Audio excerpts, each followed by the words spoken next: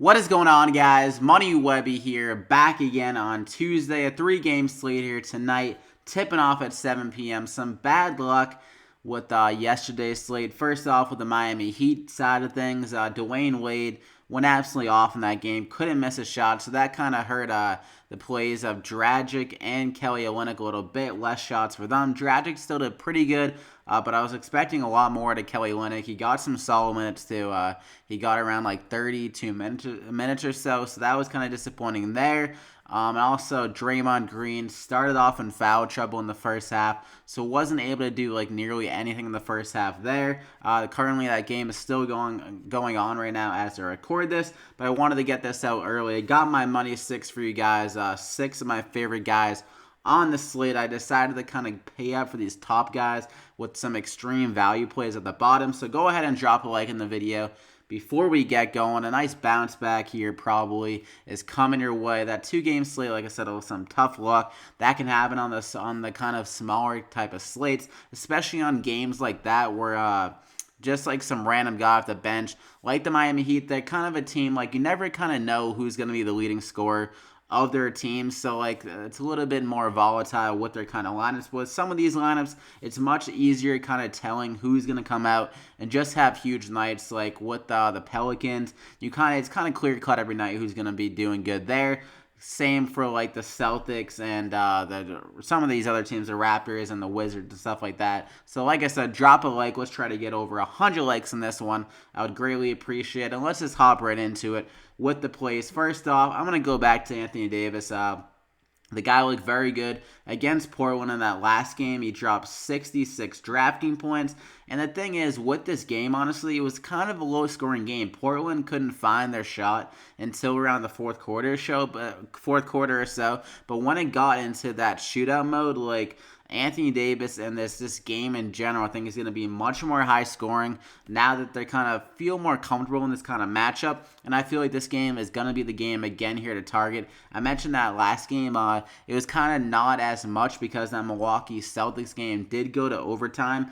And Washington-Toronto was a lot higher scoring than I thought, but I think this game is going to be the clear-cut game to target again here. I'm sticking with it. Both these teams played a very fast pace, so I like Anthony Davis again in this game. He looked very good. Him and Rondo just have that great chemistry, so he sets him up for a lot of easy shots, and they attack him down low a lot, so he can rack up a lot of block shots. So I'm going to go ahead and lock him in there, and like I said, I'm paying up for these top dogs, so I'm going to go with DAMIAN LILLARD here. The guy was absolutely awful in the first game against New Orleans. He started to get going a little bit in the third quarter and towards the beginning of the fourth quarter, and so 6 for 23 though. He was getting a lot of a lot of hate kind of, and just like people making fun of him on Twitter and stuff like that, and just everywhere, like DAMIAN LILLARD was getting tooled on pretty much. So I think he's going to be pretty pissed off about that first performance.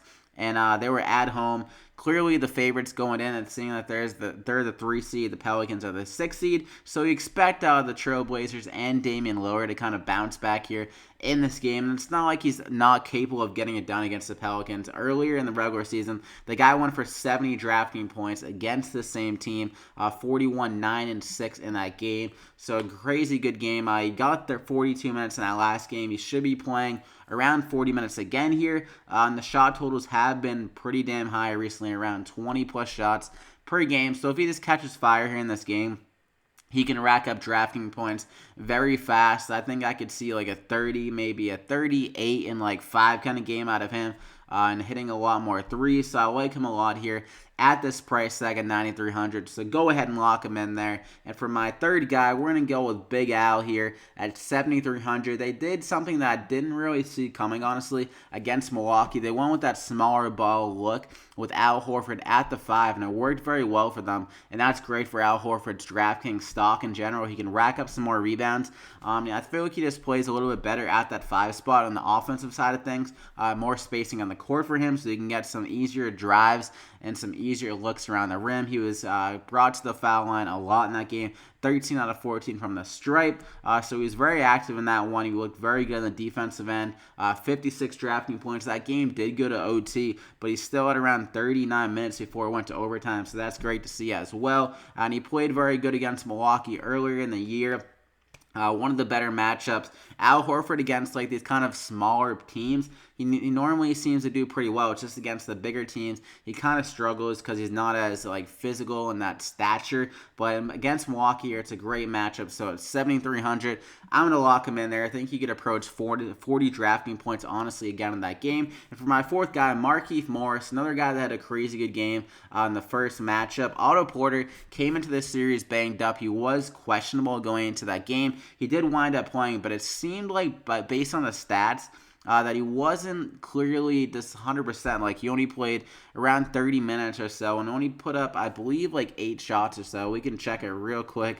Otto Porter, I think he put up 4. He was 4 out of 7 on the field, so he really wasn't that effective and just like, I don't know, just wasn't his true self, it looks like, by the numbers. Like, had a very quiet game. Not sure if that was matchup related because the Raptors are very good against small forwards. But Markieff Morris was much more active in 38 minutes. Great to see there. 22, 11, and 6. So had a crazy good game. John Wall and Bradley Beal really struggle to find their shots. So I think that could happen again, honestly. The Raptors play guards pretty damn well, and I feel like they'd rather have Markieff Morris beat him than let like Bradley Beal and John Wall kind of get hot from the field. So I think Markieff Morris can see a lot of good looks here from John Wall again in this game, and he should be able to rack up some solid rebounds again, maybe get a double-double with that extra minutes coming his way. So at 5,300, not sure why his price didn't go up, honestly.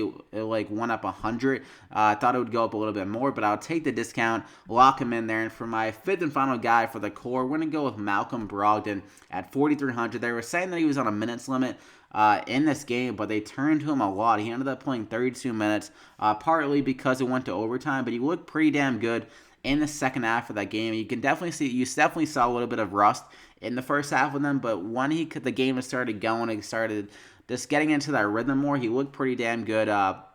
Eric Bledsoe really struggled in that game, so I think Brogdon could be turned to again in this game. I need another scorer besides Giannis and Chris Middleton in that game, but those are like the only 2 guys scoring. Brogdon turned to be that third option, so I think he can get some solid looks. Like, the guy is a pretty damn solid player, and now that they have this guy back into the rotation, it looks like he should be 100% healthy with 32 minutes last game at a 4,300.